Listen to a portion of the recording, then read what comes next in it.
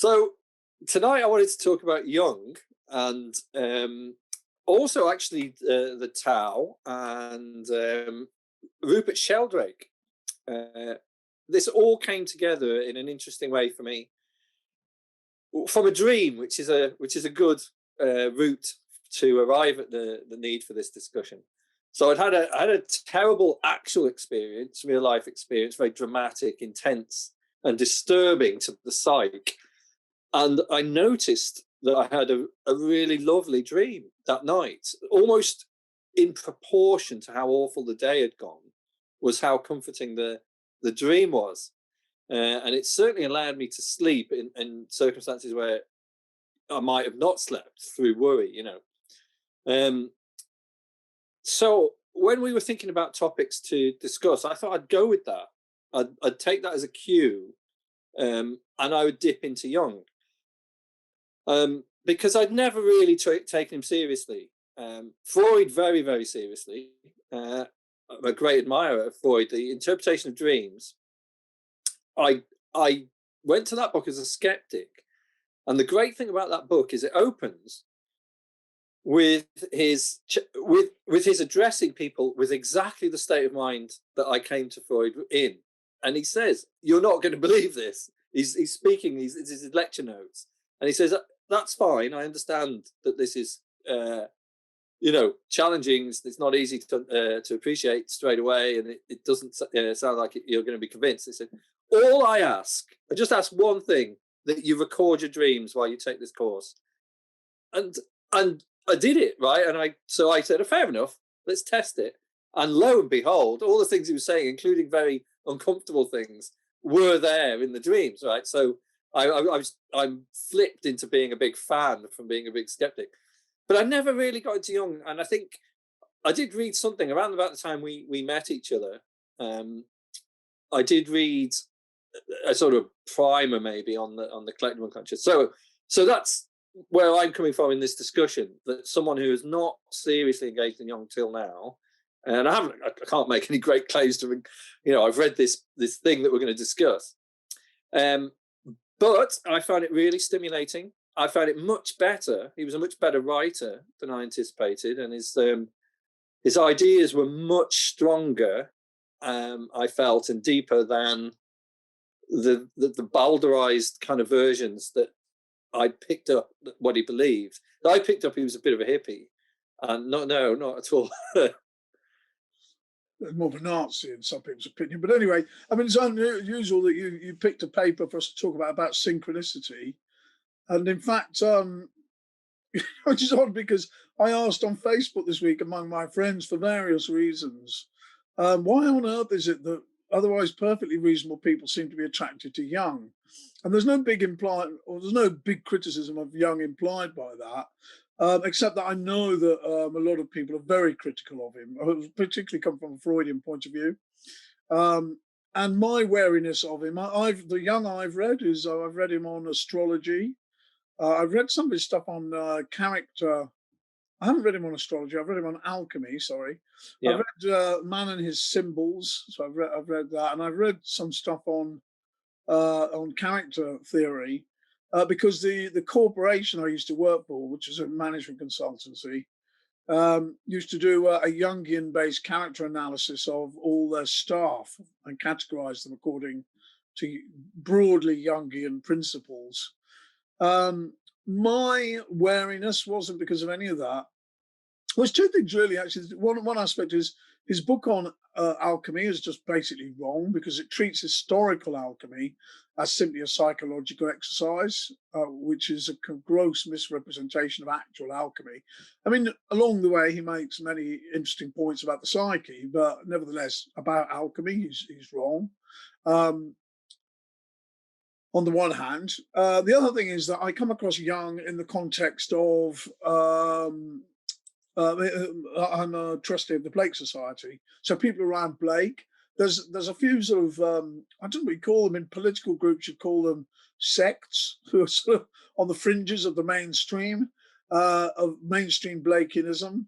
And let me see, there's three three sects I can think of. One of them is Neoplatonists who are into Blake, for whom Blake is really a Neoplatonist, a sort of interesting and colourful Neoplatonist. The second group believe in this sort of bicameral idea of the mind, that the mind has a left and right brain sort of thing. And they map everything in Blake onto that the left brain is the rational brain, is Eurozenic, and the right brain is the holistic thinking brain. So it's incredibly dualistic, and to me, incredibly simple, simplistic, sorry. But that's nothing to do with Jung. But the third group there's a Jungian faction who believe that all the rich characters in Blake's mythology, so, you know, the four Zoas, Othona, Tharmas, Urizen, and so on, are all and the many other emanations and spectres. There's this whole cast of characters in Blake's mythology, and they are seen as related to Jungian archetypes. So there's an attempt to map Blake onto Jungianism. So I'm wary of that, and it struck me, although I don't think it's necessarily what we're going to talk about, but it struck me that in the same way that the bilateral mind business is incredibly simplistic dualism, you can explain anything, you know, rationalism versus an holistic view, pretty much anything. You can make it up as you go along, and you'll be pretty much on, you know, singing from the hymn sheet. It struck me that the Jungianism was also very simplistic, but not in the same way. With the cast of archetypes, you know, you can populate the archetypes as you like and modify that, and so on, and the archetypes can then become like puppets. Anyway, so I wanted to know. When I asked on Facebook, it was a genuine question. It was a genuine invitation to people who are into Jung to comment on why they thought it worked for them. But I wondered whether you had a particular aspect of Jungianism in mind to talk about, or whether you wanted to talk about issues to do with Jungianism that might be common to other things. The paper that you suggested reading is about synchronicity, and it immediately dives into the Tao Te Ching, to Zen Buddhism, and to all kinds of notions of, I guess, the cosmos, you know, the meaningful universe, how microcosm and macrocosm are related. In other words, he's obviously riffing on that, and he obviously takes from that, but obviously these aren't topics unique to Jung. So this is really interesting, because I thought that I would be the person advocating, I hesitate to say scientific, but still, that I would be saying that ultimately this is untestable. It might have some value, but its value is not going to lie inside of knowledge. It's something else. And you would be the one who would be quite championing him, because when I read this piece on synchronicity, I immediately thought of panpsychism, which I know you have an interest in, and it seemed 100% consistent with that. And he's also quite polemical, or at least assertive, that the Enlightenment's form of rationalism is creating a problem in terms of understanding, and you share that belief. And I'm largely persuaded of this as well. That the kind of, certainly the new atheism and the ultra dogmatic, narrow kind of insistence on certain ways of performing science, and not allowing a more open-minded, holistic ways of thinking about the world to come into play. Definitely, I would agree with that. So that's how I thought we were going to set up. But in fact, I find now that I'm going to defend Jung against this, your position.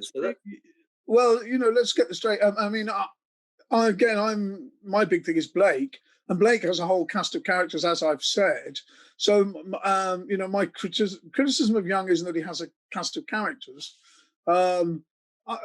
There's quite a lot of criticisms I could make, but it's not that it's not scientific. So let's put it that way. Yeah. I find that even reading this paper, I mean, again, is it synchronicity? I don't know. You know, great minds think alike. I don't know, Conor, but But also I've spent the whole week, well, I spent the last week and a half reading a new book on Blake, and I'm writing a review of it.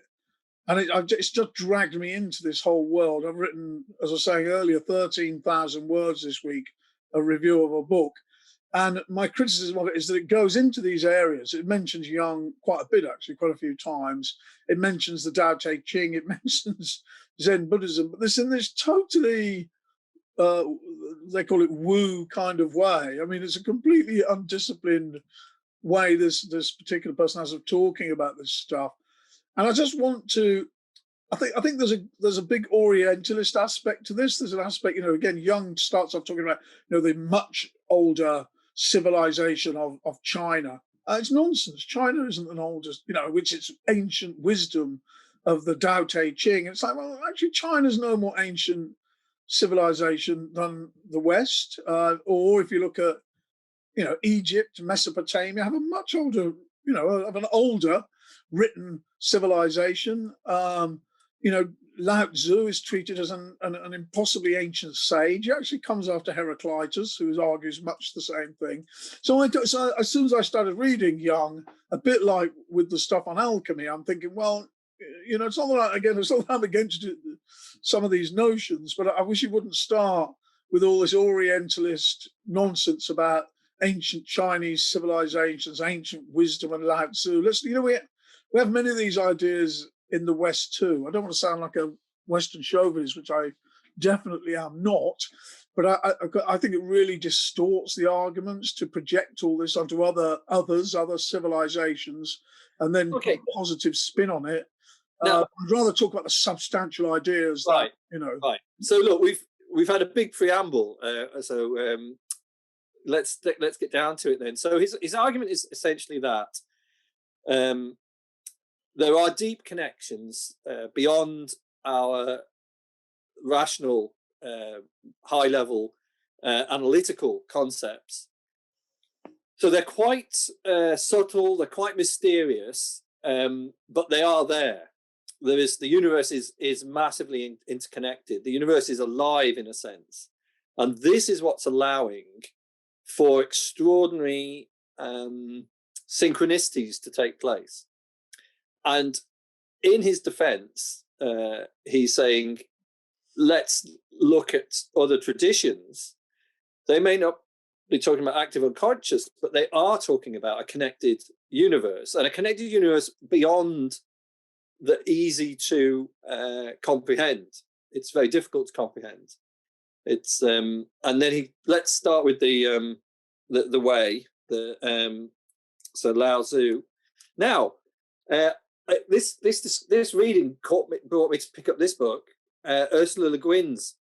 Not exactly translation; it's more of an interpretation. She's not a translator, but she grew up with this book in her family home, and compares all the different versions, and she has a somewhat improved. Well, she has a slightly different take on it than Jung.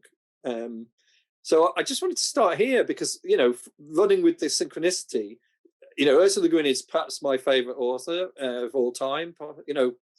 One's taste changed, but I mean, I've always loved Ursula Le Guin. She also was a fantastic human being, really spirited, feminist, and would have called herself an anarchist, except that she felt that label implied that she knew more about politics than she'd actually, she didn't want to she had no problem being seen as an outsider. She just didn't want anyone to think that she was some great political figure, But anyway, she says about the Tao Te Ching that scholarly translations as a manual for rulers use a vocabulary that emphasizes the uniqueness of the Taoist sage, his masculinity, his authority. This language is perpetuated and degraded in most popular versions. I wanted a book of the way accessible to a present day, unwise, unpowerful, and perhaps unmale reader, not seeking esoteric secrets, but listening for a voice that speaks to the soul. So this is beautiful. This is poetry. And it is all the things that she says there. And I had always thought that the Tao Te Ching was a conservative book that reinforced centuries of despotic rule. It was the philosophical justification for not challenging authority. But this is pure anarchism. This is anti-war. This is anti-hierarchy, and it's also about getting in touch with this bigger concept. Come back to this sort of fundamental connectedness. It is a book about. So in the beginning, isn't the word? It isn't light. It isn't God. In the beginning is this interconnectedness. So this is the Ursula Le Guin's opening. The way you can go isn't the real way. The name you can say isn't the real name. Heaven and earth begin in the unnamed. Name's the mother of the 10,000 things. So the unwanting soul sees what's hidden, and the ever-wanting soul sees only what it wants.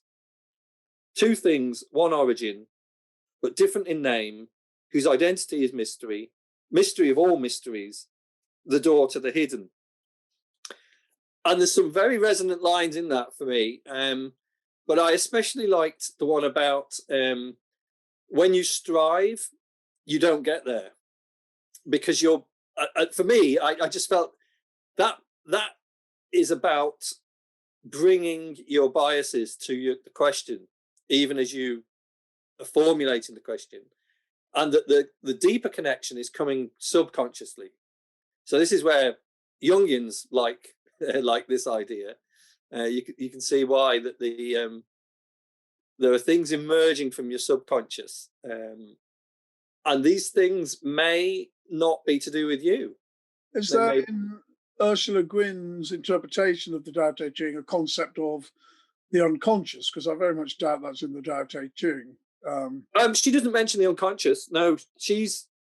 This is how she says it. A satisfactory translation of this chapter is, I believe, perfectly impossible. It contains the book. I think of it as the elf in Borger's story. If you see it rightly, it contains everything.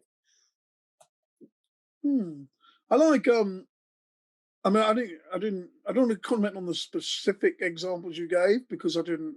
They obviously require a lot of thought in and of themselves.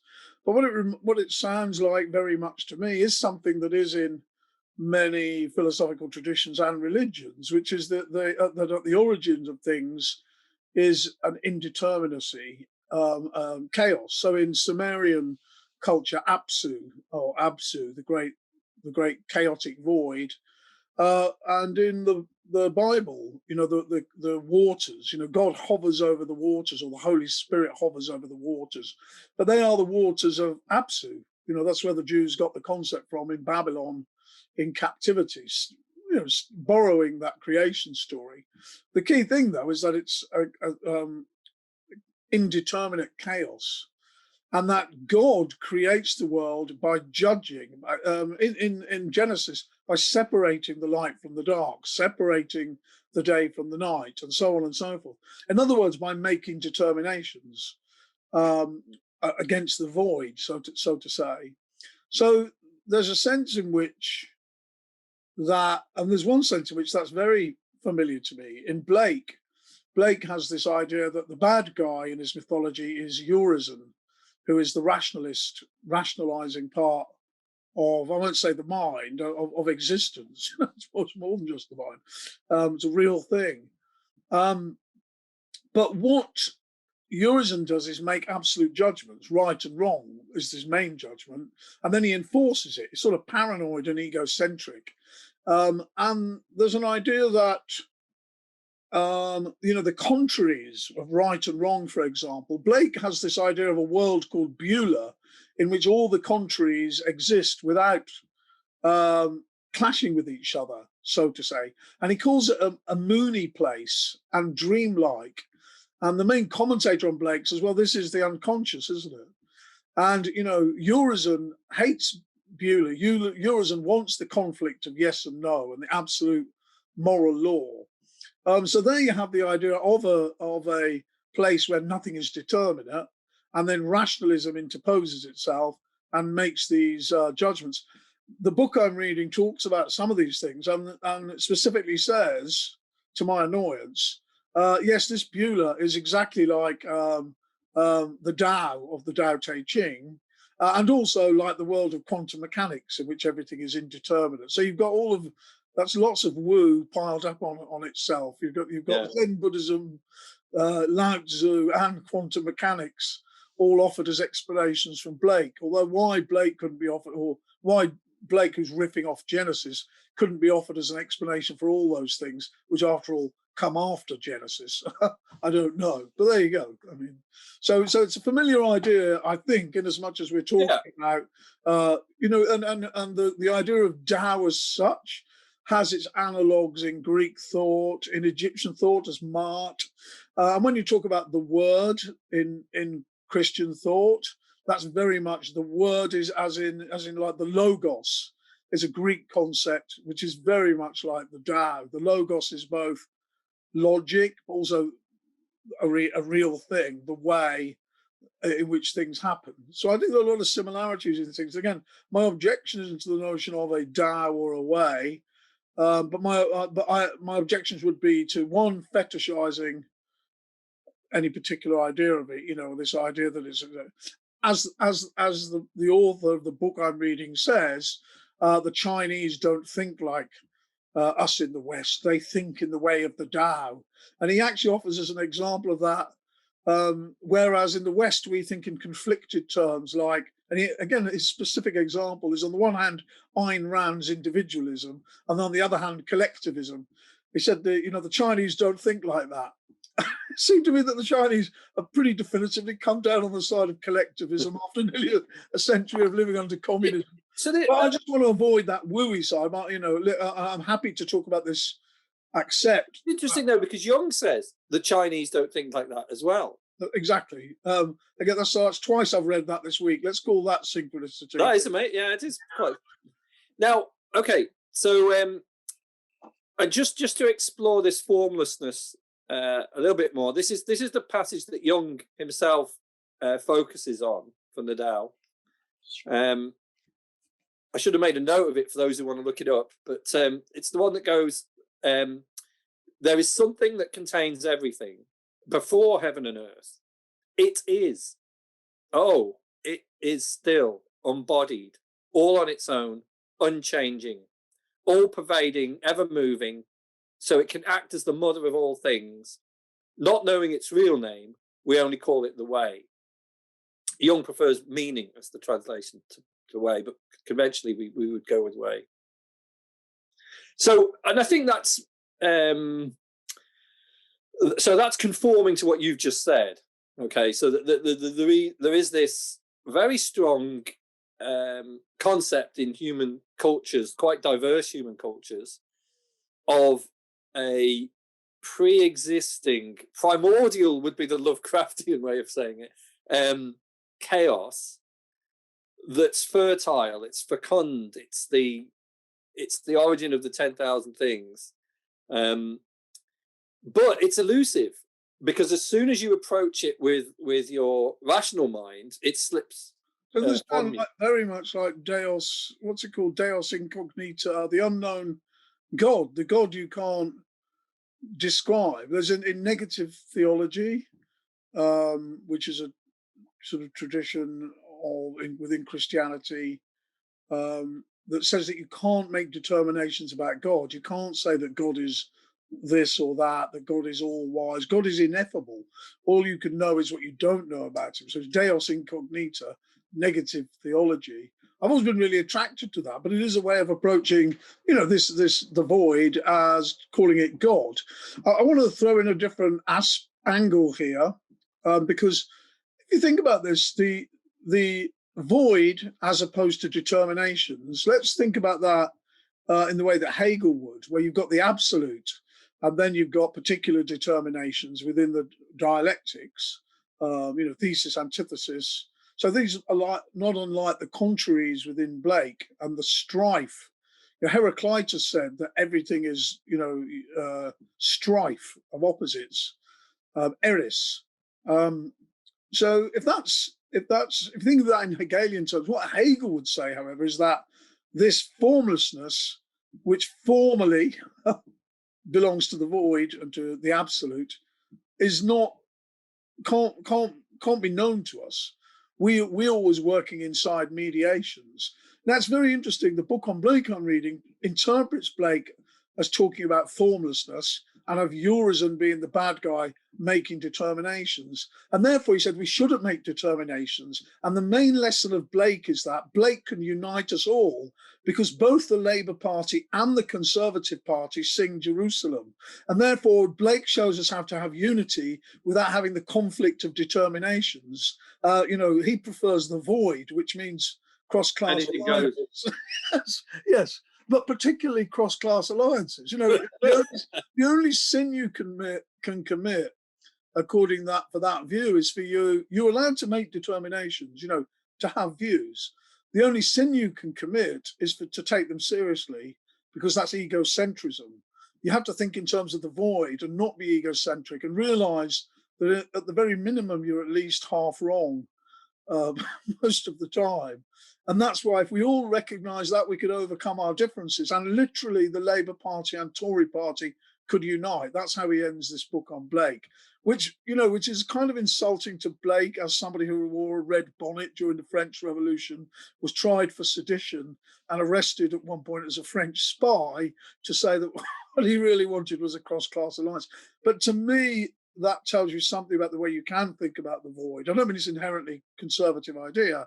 I'm saying it can be attractive as an image of something that is lacking the stress and the strife of your waking life. Yeah. And is more like the dreaming life, when all contradictions can exist at the same time, which is a great source of creative energy, the unconscious, yeah, but probably not the best model of politics. I don't know. Perhaps that's a bad way to put it. Yeah. You've triggered a lot of thoughts in me. That's let's just on the question of the void. A fragment popped into my head from Tomorrow Never Knows. Turn off your mind and float down stream. And there you go. Yeah. And it's so the attraction of this concept for your author, and I think for actually in a lot of ways it is spiritually quite attractive, is that it allows you to shake off your worldly concerns and feel part of an energy, a universe, a metaverse probably, and it's a comfort, in fact. So, but I can see how quickly that could degenerate into a sort of Western-centric hippie concept, where meditation is used as a sort of escape from, to feel that you're above any mediation. It's very interesting.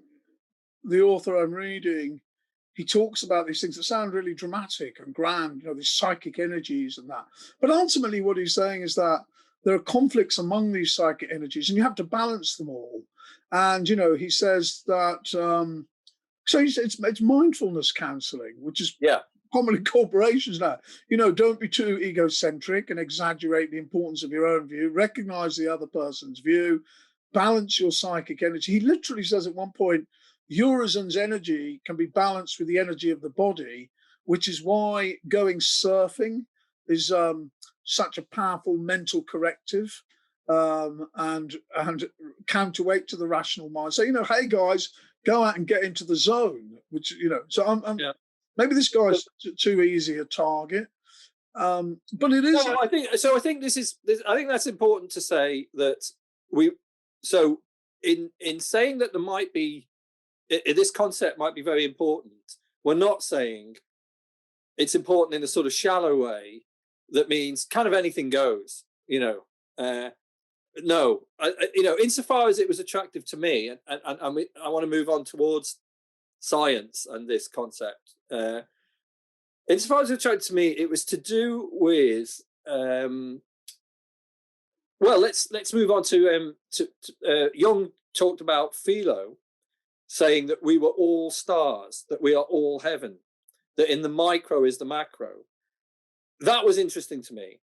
And I thought of you because I thought that's Blakean as well, isn't it? That deeply.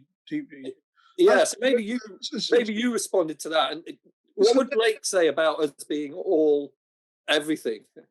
Well, he has the concept of our reality consists of the fallen man Albion, which in Judaism is Adam Kadmon. It's the idea of the universal man, of the universe itself as a cosmos, and the individual being a map of that cosmos. So literally as above, so below. So a complete continuity between yourself and the universe. And I think that's an extremely powerful idea. And to me, the most interesting thing in the Jung paper was when he points out that societies who, however you want to characterize these societies, but societies that don't think in a way we think of as a rationalist Western way, very traditional societies, they don't have a concept of synchronicity, because synchronicity sort of assumes that normally everything is rationalistic, and every now and again, whoa, fuck me, that's synchronicity there.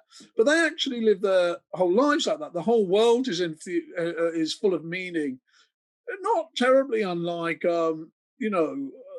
Homer's Iliad, where the gods speak directly to you. Everything is of significance. Nothing happens that isn't of significance. And that is, I want to say, a human-sized universe, but that sounds like I'm cutting the universe down. But that's a universe seen in human terms. And I think that's the correct way to see the universe. To see the universe in non-human terms is to make it incomprehensible, which ironically is what modern science has done. Nobody can understand the universe anymore. And it is not reactionary or conservative to say that in some sense, while maintaining all the benefits of science that we have, whatever they are, that's debatable, but while maintaining them, we want to return to a world that is infused with comprehensible meaning. And that means being infused with human values. If you think of the human brain, it's not a calculating machine. It is not primarily a computer. It's primarily an engine for interacting with people socially. That's where all the effort in the brain has gone. All the energy goes into that bit of it. And that is how we can see the universe, how we best understand the universe. Without that, you wonder, is it a coincidence that shortly after we lost that way of seeing the universe, we started treating nature like a dump and an inexhaustible supply of stuff, whatever. But I don't have to paint the rest of that picture. I'm sure you get that. But I think there's a deep connection between ecological disaster and the loss of a holistic view of the view of the universal man, a cosmological view, the view of Adam Kadmon. Now, yeah, and I'd like to follow that by taking this discussion into the territory of Rupert Sheldrake. Do you know that figure? Yeah, sure. So, and at first when I read this Jung passage, I thought, oh, that reminds me of Rupert Sheldrake. And as I read up on Rupert Sheldrake, I realised, yes, lots of Jungians get behind him. I don't think Jung himself would have, and that's one thing I want to get to. But just for the sake of people who aren't familiar with him, Rupert Sheldrake was a biologist who tries to apply this kind of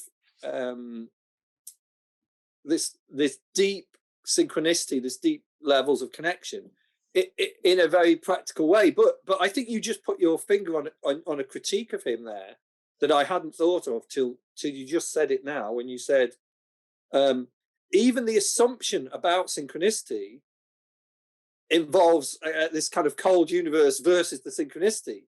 And I think that's what Sheldrake's do. So Sheldrake actually posits that there is this universe speaking to us, and there must be some sort of mechanism by which this is taking place. So he posits the existence of morphic resonance.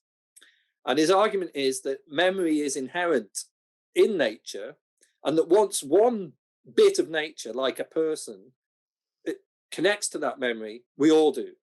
So he would look at things like a rat solves a maze, all rats thereafter wherever in the world, will solve that particular maze that bit quicker. Or he'll say a crossword solved by a person on the London Tube, and everyone else can solve it. You know, so he's actually trying to create a testable theory to explore this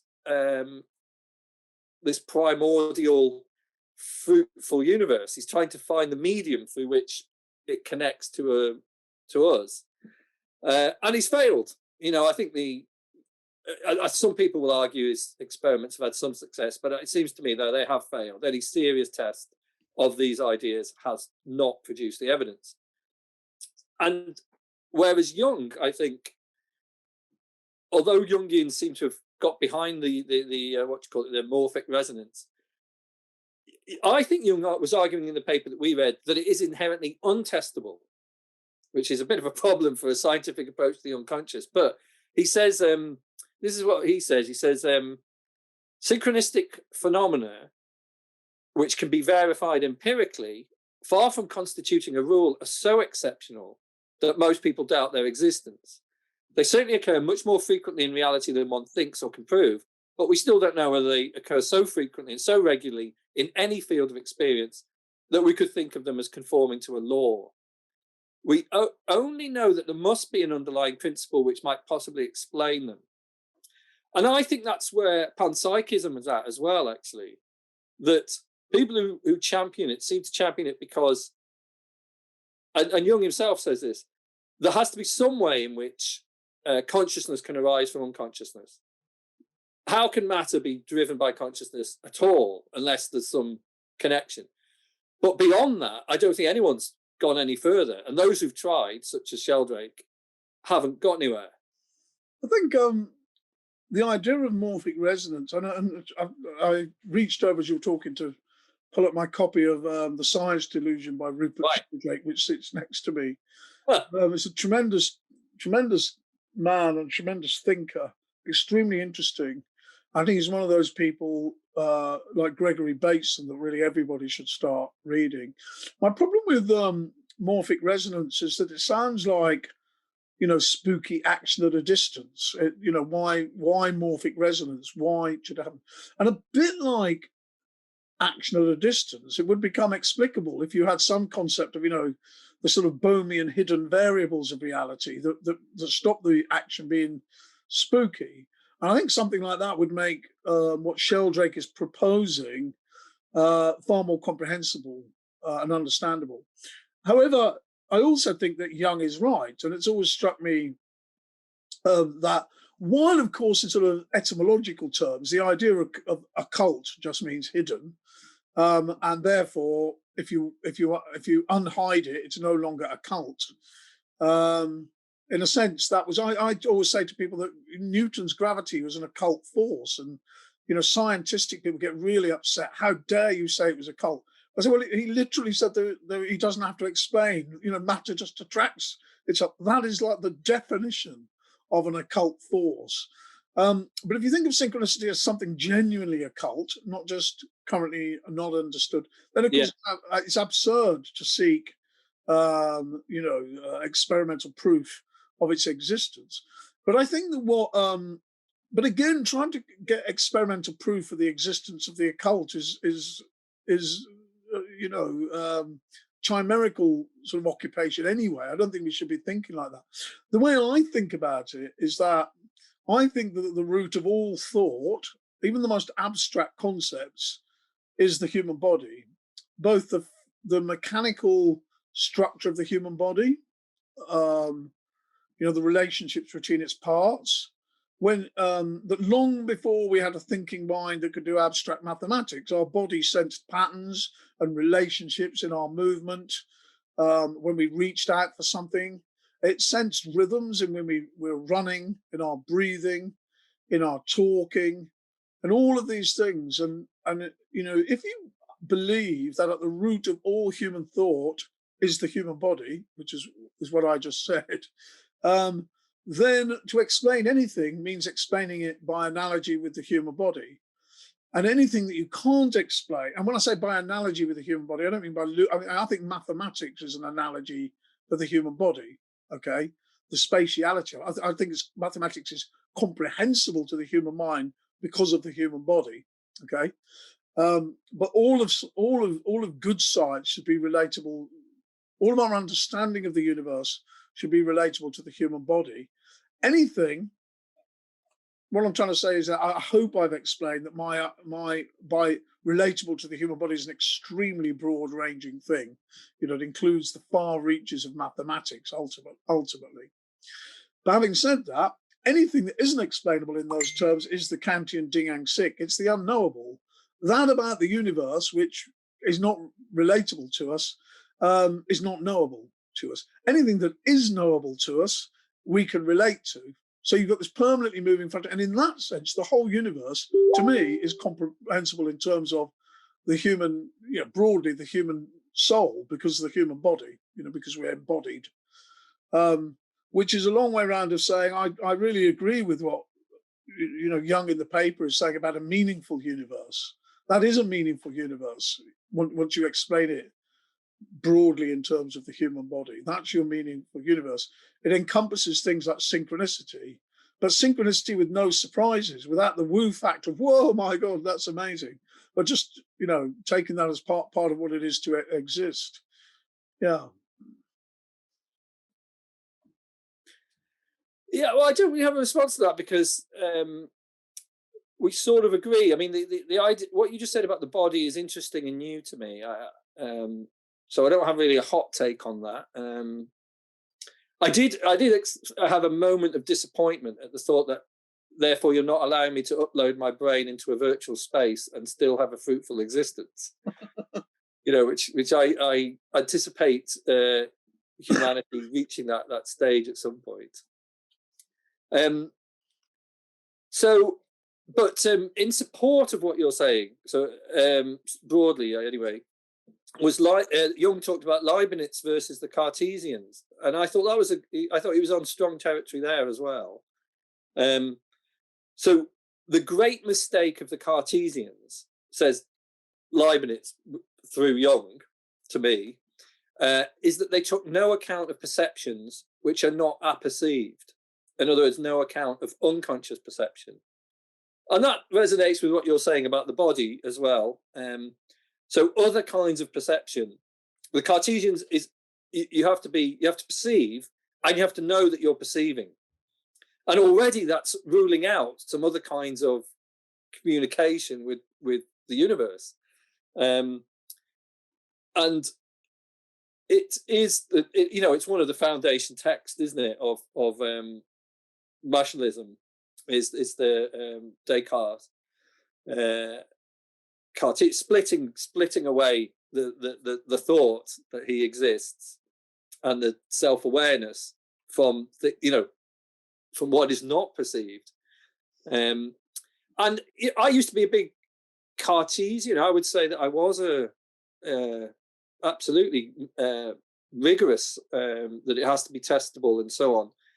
Nowadays, in the spirit of Ursula Le Guin, and rereading her version of the Tao, I think that I do agree that this Cartesianism is too narrow, and it does cut us off from the sense of a bigger universe that has synchronicity, that is trying to tell us something. I mean, I'm not trying to anthropomorphize the universe either, but I think that I think it's entirely healthy to be open-minded about where your thoughts are coming from, and to not be a kind of uptight Western rationalist. I think that insight about Cartesianism is for me is the key thing.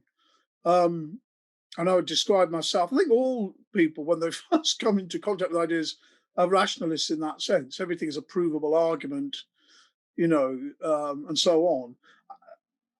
You know, the more you engage with aesthetics and feeling, the more you think about what happens when you listen to music, the more you realize that explaining things isn't everything. I read a beautiful thing this week about Blake's Songs of Innocence and Experience. And it says, look, the poems there aren't statements about the nature of experience or innocence. They're invocations of innocence and experience. So you can experience something that can't be mapped rationally, but you've had that experience and it can change the way you behave in future, not because you can explain that experience, but because you've had it, because you're a different person. That's beneath the Cartesian radar, so to speak. My friend Joe Ruffle posted something this week by Gregory Bateson, which I absolutely, I just read this introduction to sort of critique of songs of innocence and experience that made that point, that, it's about poetry is about the non-intellectual, but it's real. It's just as important to the overall economy of your psyche as any formulation. And then Joe posted this quote from Gregory Bateson, which unfortunately is too long to read, but he starts off taking LSD and he has this experience. He says, it is told of Johann Sebastian Bach that when somebody asked him how he played so divinely, he answered, I play the notes in order as they are written. It is God who makes the music. But not many of us can claim Bach's correctness of epistemology, or that of William Blake, who knew that the poetic imagination was the only reality. The poets have known these things all through the ages, but the rest of us has gone astray into all sorts of false reifications of the self and separations between the self and experience. I've talked a little while, but let me finish the quote. Racing ahead a bit, Blake noted that a tear is an intellectual thing, and Pascal asserted that the heart has its reasons of which reason knows nothing. We need not be put off by the fact that the reasonings of the heart are accompanied by sensations of joy or grief. These computations are concerned with matters which are vital to mammals, namely matters of relationship, by which I mean love, hate, respect, dependency, spectatorship, performance, dominance, and so on. They are central to the life of any mammal, and I see no objection to calling these computations thought, though certainly the units of relational computation are different from the units we use to compute about isolatable things. Similarly, Isadora Duncan, when she said, if I could say it, I wouldn't have to dance it, was talking nonsense, because her dance was about the combination of saying and moving. In other words, the mind and thought and reason and language are about far more than this Cartesian, the rationalistic bit. And it's weird that we know that, because that's how we live our lives. And yet whenever you enter a university or have a discussion with somebody, it's as if we immediately forget it. We forget, 9/10 of our mind as soon as we start talking. It's astonishing. I really recommend the Bateson collections. It's a collection of essays, utterly brilliant man. Well, we might read one and discuss it one night. Maybe that essay. This thing I'm talking about is a collection of essays, and that's like a 10-page essay. So perfect. Maybe we should do that. Yeah. But so this is Jung again on the similar point to what you just said. I think synchronicity postulates a meaning which is a priori in relation to human consciousness, and he adds, and apparently exists outside of man. I can see why he puts the caveat there, because if you've got the micro-macro idea as well, that the universe exists in us, there's nothing exists outside of us. But just sticking to the first part of what he said, postulates a meaning which is a priori in relation to human consciousness. So we're not, Descartes, reassembling a clockwork universe piece by piece, or poor old Russell and Whitehead, wasn't it, who tried to assemble a universe from 4 axioms and 5 whatever, by the way, who did that, by the way, in reaction against the Cambridge Platonists like Bradley and people like that, who were absolutely talking about the kind of thing we're talking about tonight. And Russell and Whitehead were like reacting against that, They're very much the bad guys in this picture. Oh, well, yeah. I mean, Russell is, broadly speaking, I see Russell as a good guy, but this project of his was flawed, and it broke him. It was very interesting that the most rigorous philosophical attempt to be Cartesian and to, up till Roger Penrose, I think he's trying the same kind of activity. I have the same sympathy for Russell being broken as I'd have for a man who continually kept running at a brick wall in the belief that one day he would get through it. But you have to appreciate Russell was flexible-minded enough, even though your image is very good, to back Wittgenstein though when he met him and appreciate him. So he's not, he wasn't. I'd like to. We've talked for quite a while, and I want to get one thing in that I definitely want to say. As I explained to you before we started recording this evening, the paper we're reading, because I got the day wrong, I only read it an hour before we started talking. But one thing that really struck me about it was the discussion of Leibniz's monadology. And I've always thought that was nonsense, really, this idea of monads internally reflecting everything. It sounded like a weird combination of Cartesianism and it or something like that involves so many monads. And we think of the psyche as a monad. The individual is, the clues in the name. It's like a singularity. It's monadic in that sense.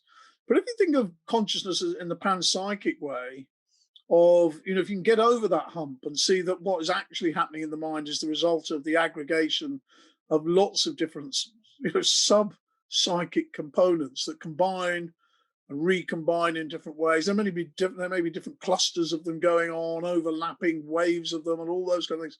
If you think in that way, all you have to add to that is that actually flows out into the world in a panpsychic universe. The information coming in, and I hate the talk of information coming into the mind, but the fact that we are in the world, information doesn't have to come in from the outside, but we are in the world, means that we're contiguous with it. And all of these monads, they don't have to be monads. The way that we're reflecting each other could be a very sort of, I haven't thought this through, but so I'm going to use a trendy word, a very fractal-like thing, in which we body parts of the universe in that kind of micro, macro sort of way, but imperfectly, because we're only a part of it. We're not the whole thing, but we nevertheless mirror it in a fractal way. When you take off, actually, I think there, I mean more like a hologram, and in a hologram, the hologram gives you the whole picture, but if you cut the hologram in half, you still get the whole picture, but there's less definition. And I think the relationship between the human individual and the universe may be like a small part of a big hologram. You contain the whole thing, but with a level of vagueness due to the fact, do you see what I'm getting I at? do, yeah. I just feel that we're two flawed, fractal, hologrammatic parts of the universe speaking to itself. I think we should. One of them being a bit of sort of dyed blue. Yes, indeed. I think we should. I'd like time to regroup on this, because as I say, it's quite good actually. Again, through accident, only reading the paper with an hour to go, because I blasted through it and I was really struck by how much of it was familiar from what I've been thinking about all week, the stuff about Lao Tzu and stuff like that. But the Leibniz thing, as I said, really, really poked me in the eye.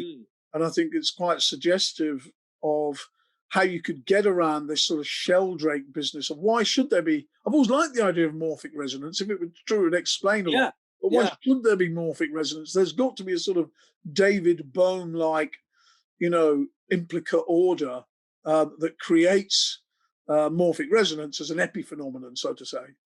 No, I think a lot of people when they read it, and when I read it, got excited. This is plausible and interesting if true, and would be very refreshing in the way that philosophy and science have not really had fundamental. Do you know what else I took from Jung? Sorry, I must get this in, but so just finish with the Sheldrake idea. So yeah, I think Sheldrake is an attractive proposition, but the going down the road of performing like ESP-like experiments hasn't got anywhere, and I don't think it will. Like you said, it's chimerical. But another thing I got from Jung was he quoted a lot of great scientists like Kepler, Galileo, and it was really clear that Kepler and Galileo were tuned into this holistic universe. For them, magic wasn't so far away, and synchronicity was not so far away. And I think it made me wonder, well, have the great scientific advances actually been carried through by people who were conceptually engaged with what we've been talking about tonight? And if so, without positing some sort of membrane, without positing anything testable, maybe it has had a measurable effect on human society, this concept. Maybe, for me, the test would be Einstein. Did Einstein have any of these concepts at all? Yes, of course he did. I mean, God does not play dice. There's. Oh, well, no, that's not a good, because that was. But that's an argument for coherence, okay? Of the universe and its intelligence. It's also an idiom rather than an actual profound thought. Well, let me put it this way. The problem I have with what you said is only one problem, which is the individuals involved. Because to me, if you look at someone like Bruno, that is somebody who's thinking in exactly these terms, almost exactly. I mean, he is unconsciously and thinking in terms of alchemical and hermetic concepts of, the theatre of memory. That is the way that I think science should have gone. Galileo, to me, is the bad guy in the picture. He's the one who said, look, if we're going to have science, we have to forget about everything human, qualia, colour, taste, everything that's human about science. We strip that away, the qualia, and just talk about the measurable side. So, I mean, obviously, it's a bit much putting all of this on Galileo's back as an individual, but he sums up that movement because he is the one who made the argument about qualia. And to me, in a shorthand sense, that's where the great party of the ways goes. But there were people before, and it wasn't a clean break. So Newton is clearly somebody who thought in alchemical and human terms, clearly, and embodied it absolutely in his science. It's there in his science.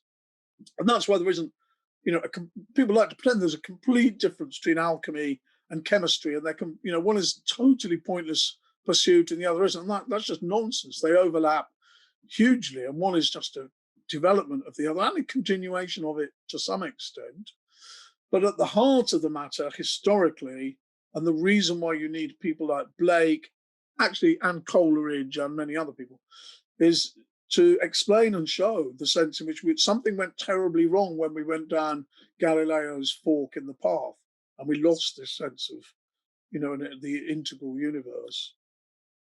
Yeah, okay, but would you say that although modern science has enormous numbers of achievements to its name, that there hasn't really been a big conceptual breakthrough since the early 20th century? The book I'm reading, the blurb for it says, the author brings in the absolutely latest ideas from quantum mechanics to explain William Blake. And then you read the book and it's like the absolutely latest ideas from quantum mechanics apparently are the idea that at the quantum level, things are indeterminate, i.e. it's not the latest, it's just quantum mechanics. And you think to yourself, well, actually, that's getting on for 100 years old. Years. Yeah. And, really, Blake was only 100 years before that. So quantum mechanics is not that far off being around the time of Blake. That's the bleeding edge. So, and the important thing there is that, of course, nothing has happened. No. There's lots of speculation. But, we all know that string theory, the math all hangs together. But no, quantum mechanics, the math all hangs together. One of the funny things about this book is the guy saying quantum mechanics is the way of non-determination, the non-rigorous, non-mathematical reality before all of that. It's actually, have you seen Feynman's equations? It's a completely mathematical universe. But of course, it explains nothing in the sense that nobody understands it. And I do. And so this is my problem, So this was my difficulty with the Jung paper. So I read it and I liked it. And not only did I enjoy it, but lots of things in it resonated with me. And I think we've gone through them all. And, overall, I'm favourable towards it. But then I took a step back and said, but what is it about this that is meaningful in a non-poetic way? Okay, yes, absolutely. In terms of poetry, in terms of Ursula Le Guin used it she said to breathe cleanly, to refresh herself. And I can see how it would do that. but what else is there in it? And I could see my former self, but also a part of my current self. Like when people like Stephen Rose have go after Sheldrake, I'm on Rose's side, really, when it comes to some of these tests. But this was my takeaway, that I think that these kind of concepts, the synchronicity, suggesting that there is there's this connectedness about the universe, and that we're containing the universe. These kind of concepts, I think, will help us make breakthroughs.